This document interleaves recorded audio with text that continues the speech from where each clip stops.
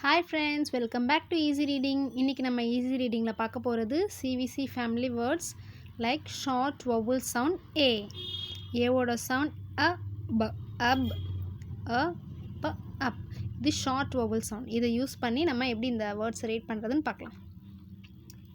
a b ab k ab cab il ab lab d ab dab app k ab cap g app gap im app map il app lap t app tap in app nap po an if and fan im and man p and pan ran van tan can.